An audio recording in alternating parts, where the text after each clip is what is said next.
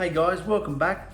This is the Behavior Revolution Scriptures and we're in Leviticus right now, Leviticus. And the last episode we were talking about the sacrificial system. We went straight into the sacrificial system, and this was the way Yisrael would approach Yahusha.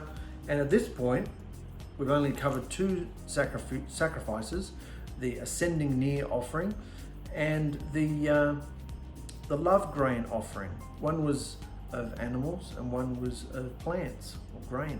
So, and both of those sacrifices, often working hand in hand, were to they were a loving tribute. They weren't to cover any disobedient behavior. They were just because you wanted to get Yahusha's attention and show him how much you loved him.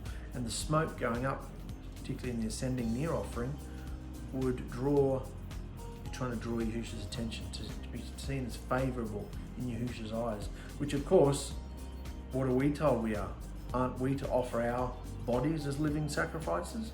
To surrender and sacrifice our bodies? Go there and put our bodies on the altar? Let them be burnt up so that our behavior, the behavior that comes from the burning up of the sacrifice, that behavior that rises up, the smoke that rises up into Yahusha's nostrils, is the worship. Our behavior is the worship. The behavior is only useful and pleasing to him if it's burnt, if the body is burnt up. The animal body or the plant body had to be burnt up, sacrificed, surrendered. So what does that say to us, guys?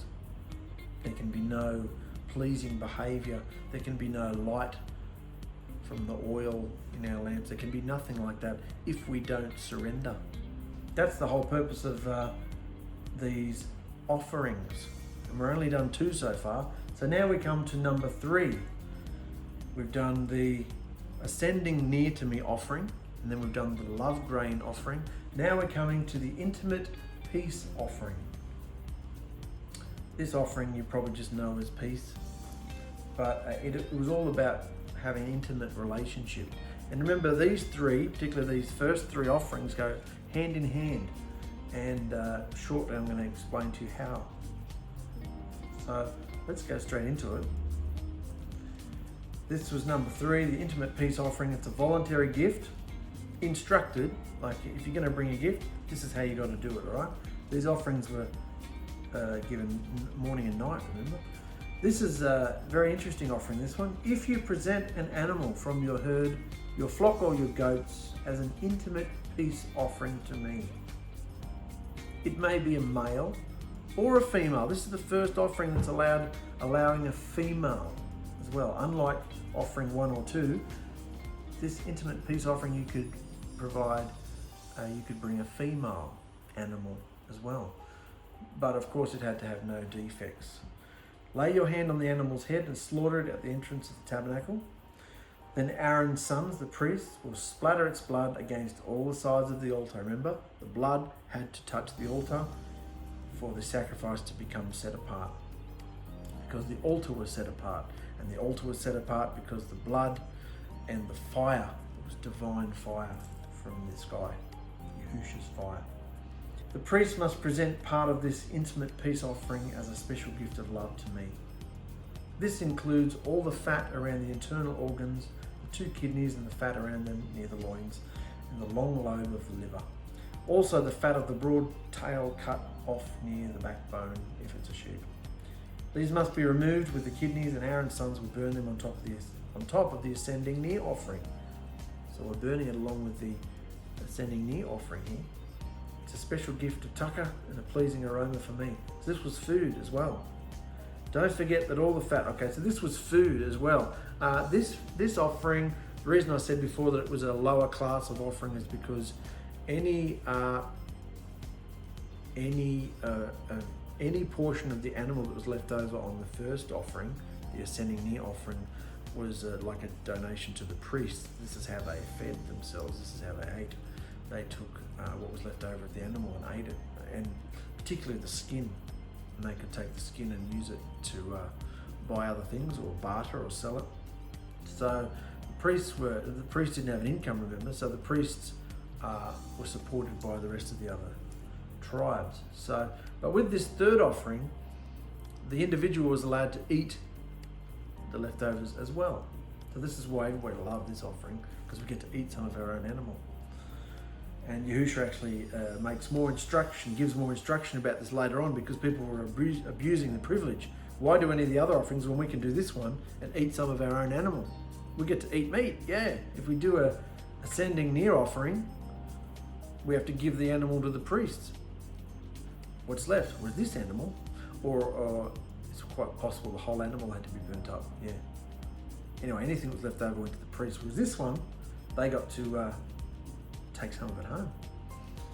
So it's a special gift of tucker and a pleasing aroma for me. Don't forget that all the fat belongs to me. The fat was the most important part of the animal. In fact, you must never eat fat. You must never eat any fat or blood. I was shocked when I read that. I'm not allowed to eat fat anymore. Not allowed to eat fat or blood. This is a permanent instruction for you, and it must be observed from generation to generation, wherever you live. Permanent instruction, not allowed to eat fat. We already know we're not allowed to eat blood. Not allowed to eat fat either. Is that true? Look at the turquoise here. There's 2 Hebrew words for fat. The Hebrew word for fat in this text refers to the fat surrounding the internal organs and the entrails, the offal. You're not supposed to eat all that gross stuff. You're not supposed to eat the internal organs of the animal. That's not permitted here. That's what he's saying. That's what this scripture's saying. The fat surrounding the organs and the organs, you're not to eat any of that. He's not talking about the yummy fat near the surface of the animal on your juicy T-bone steaks. The fat we all love that's around the surface on your T-bones and other animals, that's the fat that's near the surface of the animal, near the skin. So you're all good, guys. Keep eating fat as usual. Fat's good for you, actually, particularly if you're looking into a paleo type diet. Fat fills you up for a long time. You can see here, this offering here, you could offer a sheep, a goat, you could offer male or female. And another picture here. So this is the intimate peace offering. So the reason I wanted to look at this word is because peace in Hebrew is shalom. So let's go through this. It will all make sense as we go along while I'm bringing all this stuff up. The intimate peace offering, shalom. In Hebrew, peace offering can also be rendered offering of well-being, fellowship, or greeting. So just like with the bird offering, which was a functional translation, the actual literal translation is more of a ascending up to me, come near to me offering. So I've called it the ascending near offering. And the grain offering, well, it's not a meal offering or a meat offering, it's grain. And it's an offering of love. So it's a love grain offering, I've called it. And this one is, the reason I've called it an intimate peace offering is because I could have called it the offering of well-being, offering of fellowship, offering of greeting. I've called it intimacy because it was the intimate peace offering. So let's read it. In Hebrew, the peace offering can be rendered offering of well-being, fellowship, or greeting, finding its root in the Hebrew word shalom. We've all heard that word before, shalom, which has a deeper meaning than just your average hello or goodbye. Shalom is a greeting of favor that exudes peace, well-being, and brotherly fellowship. There is no one word in English that can do justice to the actual and overall meaning of this word, as it embodies a broad range of qualities.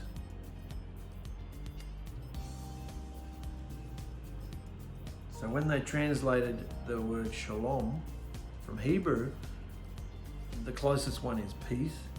It could be fellowship, well-being. None of them really cover it really. None of them really embody the true quality of what shalom is. The words peace and favor really just scratch the surface in terms of what this word meant to ancient Israel. The best way to explain it is to say that shalom refers to one's total sense of well-being, with stacks of emphasis on the word total. It's also a plea to Yahusha for well-being. So really, shalom means feeling very positive about your future. It means having health, having enough money to have your needs met. It also means having peace of mind and favor from Yahusha. However, shalom isn't just connected to money, health, and joy, but to a deep and intimate relationship with Yahusha, who is the living word, the light, and the spirit within us. So that's why I've called it the intimate peace offering, because only through intimacy with Yahusha can you have shalom, can you have an overall sense of well-being. That's what shalom meant. It wasn't just peace, it wasn't just favor, it wasn't just health, it wasn't just financial comfortability, it wasn't just one of those things, it was all of it together. And all or none of that you can only have all of that through a relationship with Yahusha. So that's why I've called this offering the intimate peace offering. And of course we know we can only have that. It's a feeling, but it's not only a feeling too, because it's in our practical life as well. It shows through through the amount of money we receive, it shows through our behavior, it shows through peace, favor, well-being. That's what shalom means. And even in our English language, what I'm saying here, it doesn't even fully encompass this word shalom. Shalom also means, remember, shalom was what Yahusha said. Many believe Yahusha said shalom at creation on the seventh day. Shalom, it is finished. And he rested. And he also said it on the torture stake. Shalom, it's finished. I'm done. And he gave up his ruach, gave up his spirit. He cried out shalom. It is finished. So it also means that as well. So there's so much to this word shalom that we don't really grasp, because we're not Hebrew, and we weren't brought up in that culture. So let's look at this word shalom even more. Stop worrying. Yahusha said this in Matthew 6. Stop worrying and stressing, saying, what shall we eat? Or what shall we drink? What shall we wear? For this is all the stuff the world goes after. And Yahusha knows everything you need, so seek first his reign and intimacy with him through obedient behavior. Seek first his reign and intimacy with him through obedient behavior. How do you have intimacy with Yahusha? By getting to know him. How do you get to know him? By obeying him, by learning his instructions, by learning what pleases him, and by learning what you do with a natural wife or husband, isn't it? You meet them, you learn what they like and what they don't like. Well, I won't give you coffee because you hate hot coffee, and you don't like this, and you don't like. You find the things you like that are in common, and you get close to one another. And you wouldn't give the person something they hate or do something to them they don't like because you love them. So you learn what Yahusha loves and what he hates by learning his instructions. That's how you come into an intimate, peaceful relationship with Yahusha, by being obedient. Can you hear all that rain coming? It's torrential rain right now. Up on the skylight. I'm in the back room of the salon. You can hear the rain on the big tin roof up there. That's what that noise is. So we've had all these bushfires burning half of the country, and now we're having all this torrential rain, putting all the fires out, but flooding everybody as well. So it's all happening, guys. So Yahusha knows everything you need. So seek first his reign and intimacy with him. That's what we should be seeking first, through obedient behavior. And all your needs will be met. Not all your wants, but all your needs will be met. Also, stop worrying and stressing about tomorrow or your future, for tomorrow will have its own set of worries, and there's enough evil to deal with today without worrying about tomorrow. So, there were 3 reasons people would offer up a intimate peace offering. We're going to talk about that now. There was only really one reason why you would offer up a sending near offering, was to come near to Yahusha, to love him, to bring an offering up. And there's only one reason to bring a grain offering as well, a love grain offering as well. And there's 3 reasons you could bring so here it says 3 options and reasons for the intimate peace offering. There were three reasons you could bring a peace offering. The first one, look in the orange here, the first one was confession. The second was to make a vow. The third one was a free will offering. Confession, not so much, we're still dealing with offerings here that dealt with not dealing with disobedient behaviour. So it's not to come and confess a disobedient behaviour. It was to, if you just didn't feel right. You know how sometimes, particularly when you're younger in the belief, you're not sure if you've done something wrong, you just don't feel right. There's something niggling at you, you're not sure, maybe you haven't checked your thoughts, or you haven't worked out what's wrong with you. What's wrong with me? You haven't worked it out. So that's where you would come to 𝗓𝗓. You don't feel right, so obviously you've done something wrong, but you're not quite sure what. It's like an ignorant disobedience. So you come to 𝗓𝗓 to confess and say, sorry, Father, I don't feel right, I must have done something wrong. So you're seeking 𝗓𝗓. So that's reason number one. First reason you would bring an intimate peace offering to 𝗓𝗓 is to confess, to seek him, seek 𝗓𝗓.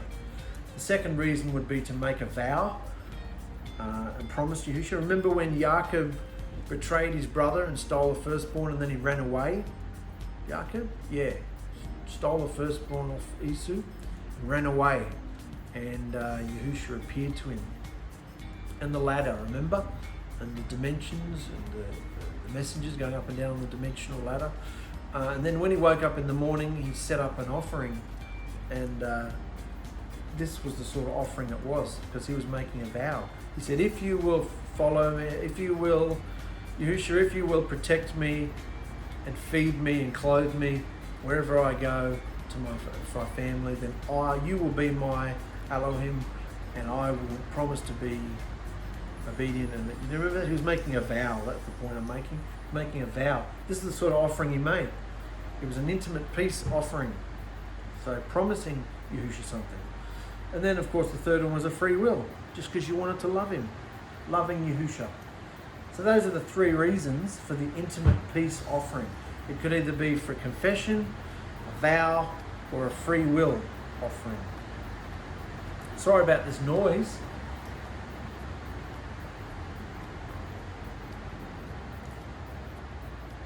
The ascending near offering, the love grant offering, and the intimate peace offering were not to atone for any crimes or behaviours. They were just simply a request to 𝗓𝗓 for intimacy and relationship with him through loyal obedience to his instructions. Through the process of these first three offerings, each Israelite realised that it was only through 𝗓𝗓's acceptance of them that they received any sort of shalom. What does that mean to us? Only through 𝗓𝗓's acceptance of them do they receive any sort of shalom. Remember what shalom meant? Peace, favour, financial security, not an abundance, not always a void of stress of any kind. There's bills to pay and everything, but all your needs are met if you're doing the right thing and seeking first his intimacy and obedience to him. All your needs will be met, all your bills will be paid. Most intimate peace offerings were a happy, fun-filled occasion done in love, a spontaneous expression of gratitude and thankfulness to 𝗓𝗓, done any time, not out of some religious impulse, promise or vow. Many of these offerings were made at 𝗓𝗓's Moedim appointed times, such as the Feast of Unleavened Bread, the Feast of Weeks, the Feast of Booths, and were also the term used for the contributions that Israel made towards the building of the tabernacle in the wilderness. This was a sort of feast that we were dealing with here.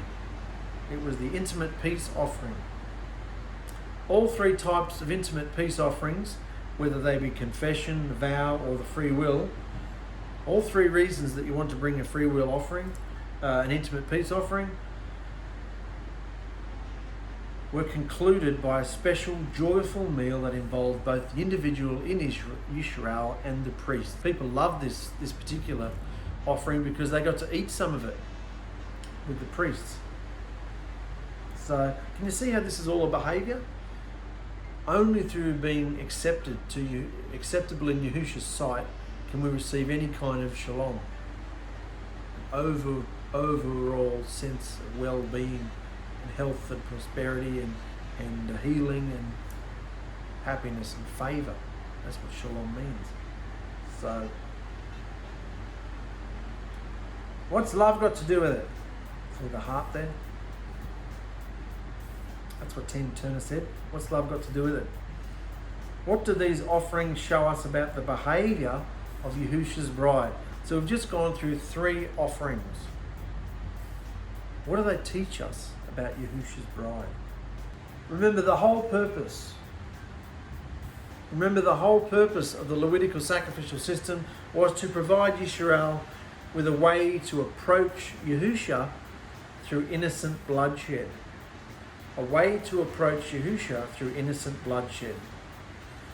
These first 3 offerings were burnt on the brazen altar and had nothing to do with atoning for any specific disobedient behavior. These offerings addressed mankind's fallen nature, the dark, evil inclination that we all possess in the face of a perfect and pure Creator. How can He ever accept us in this state and want an intimate relationship with us? Through animal sacrifice, and later through His own bloodshed, Yahushua provided a legal way, almost like a loophole, a legal way whereby atonement could be made for mankind's inherently corrupt nature. So remember, we're only dealing with nature here. We're not even dealing with disobedient behavior yet. We're just dealing with fallen, evil nature. Because that was the first thing Yahushua had to deal with on the stake. In fact, that was the main thing He dealt with on the stake. That's why our nature and our inclination has been washed away, forgiven, and we have been washed clean.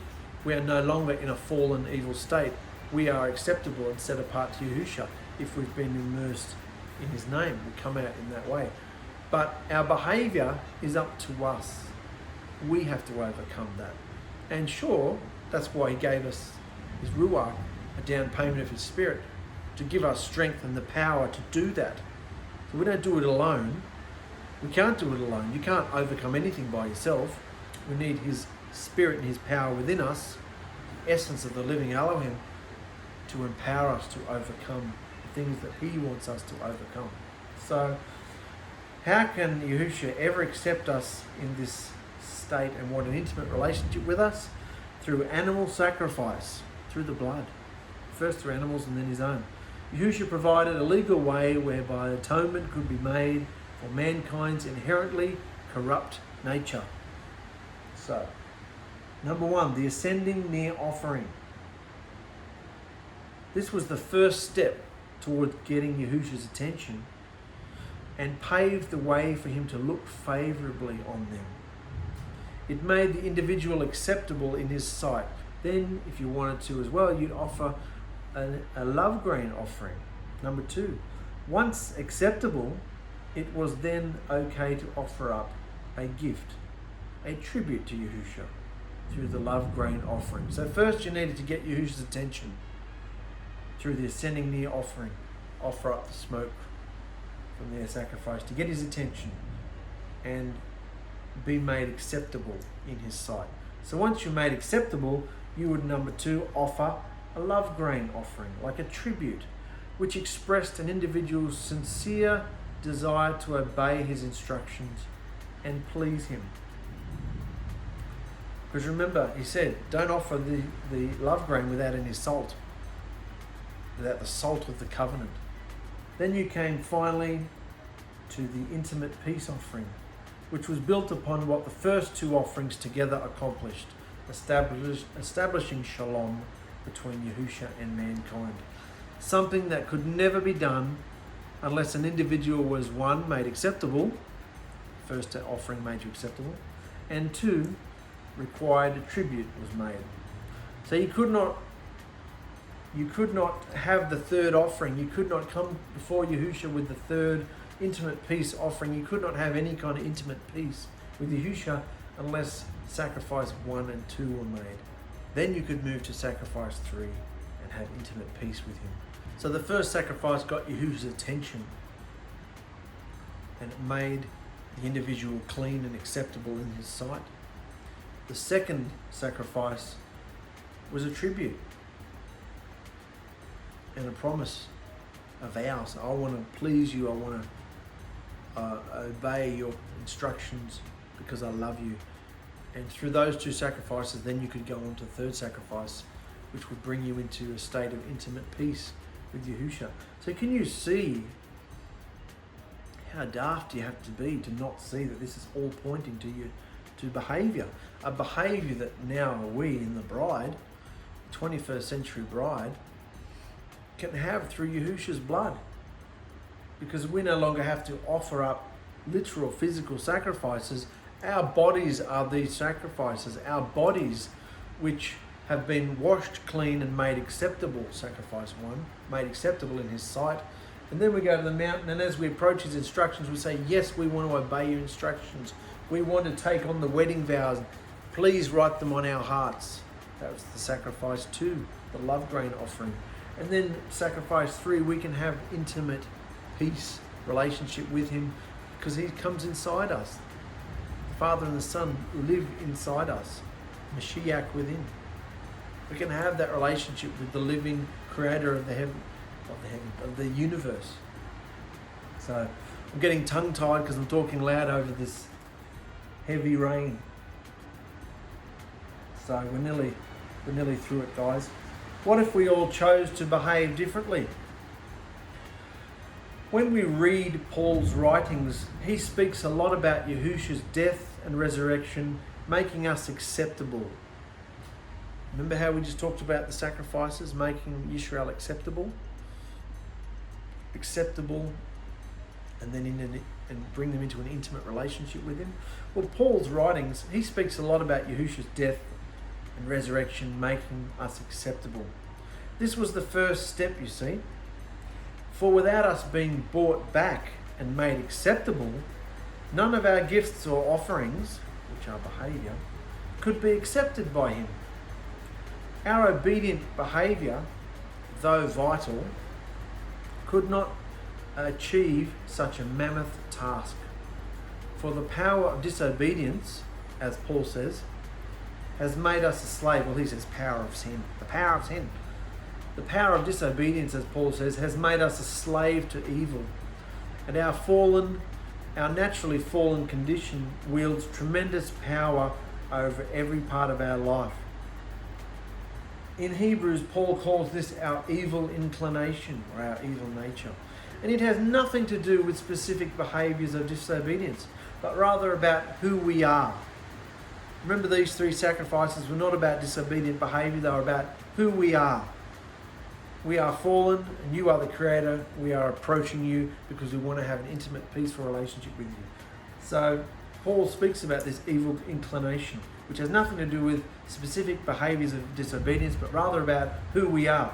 And before Yahushua's Spirit could come within his bride to train, discipline, flog, and help her overcome the evil of this world that wants to manifest through her behaviour, he first had to deal with her evil nature by buying back his bride and changing the ownership. Because he can't come into us and have anything, he can't even come close to us while we are in a fallen, evil, darkened state. So he had to do something about that first. So the first thing that Yahushua's sacrifice did was make us acceptable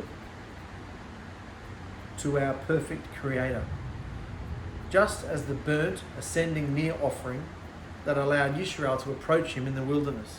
If they didn't present that offering, they couldn't come near to him and be seen as acceptable. They couldn't be made acceptable. So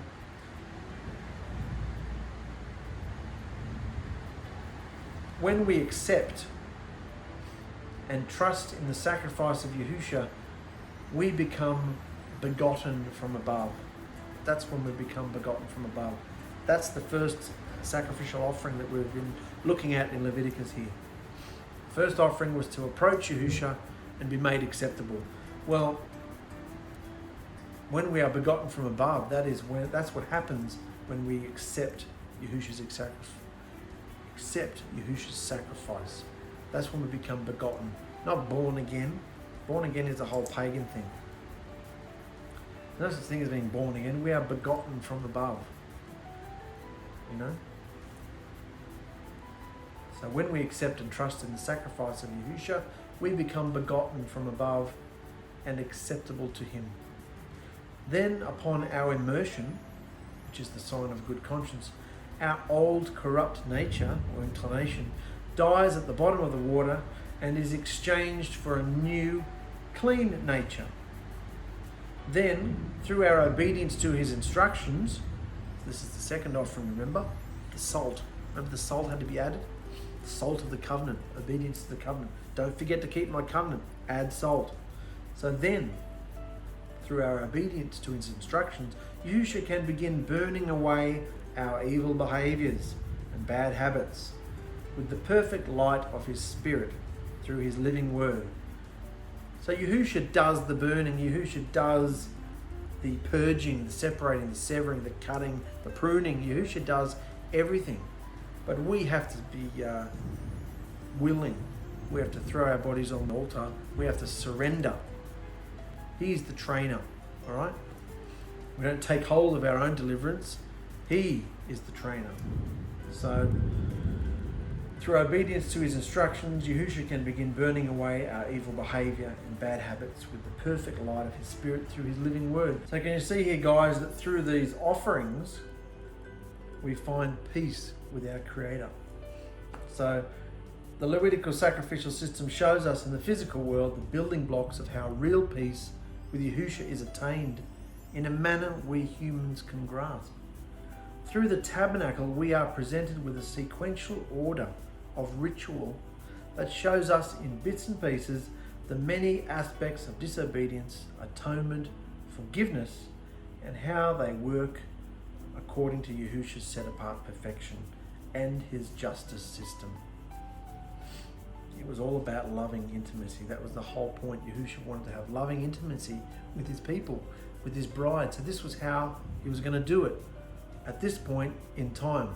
So just like when we look at the tabernacle, remember last season we looked at the tabernacle and all the pieces of furniture and how it stood for being redeemed in the blood, washing in the water of immersion, coming into the set-apart place, the lampstand, the table, which were, Yahusha, he's the light, he's the bread. We feed on him, he is the light that comes in. So, and then the altar of incense, which was the incense, which goes under the curtain, the veil, into the most set-apart place, where the Ark of the Blood Covenant Witness, that's our heart, where the Shekinah, Yahusha's Ruach, sits, his essence, his spirit. So just like the pattern of the tabernacle taught us about our bodies, these living dwellings of his presence, these sacrifices teach us about our behavior that should be happening within these living dwellings. Does that make sense? Because these living dwellings, these bodies, are to become living sacrifices. Offer yourselves as living sacrifices to Yahusha, to be a sweet-smelling sacrifice. So our behavior is the sacrifices and the offerings. The offerings are no longer sheep and goats and wheat and grain, and the offerings and sacrifices are our behavior. So through these three, and we've only done 3 so far, through these 3 sacrifices, these 3 offerings, we see that's the only way you can have shalom with your Creator. A total sense of well-being and health and favor, So can you see that all this is so fresh and exciting? It is to me, because it's all about behavior. And we've only done the first 3 offerings so far. That's enough for today. But this has just blown my brains out, guys, because what I thought was going to be a staunch, okay, let's just get through this Leviticus so we can go on to something that I feel more passionately about. I'm finding now this is one of the most exciting. This is almost more exciting than the other 2 books before it, which were just stories that I'd heard before. I didn't know anything about this. So, and this is speaking directly to behavior. Like I said, just as the tabernacle speaks about our living dwelling today, these offerings, the sacrificial system, is speaking to us about our behavior and how we can have, through obedience to his instructions, listening and doing, we can have intimate, loving peace with him. Shalom. So, Shalom.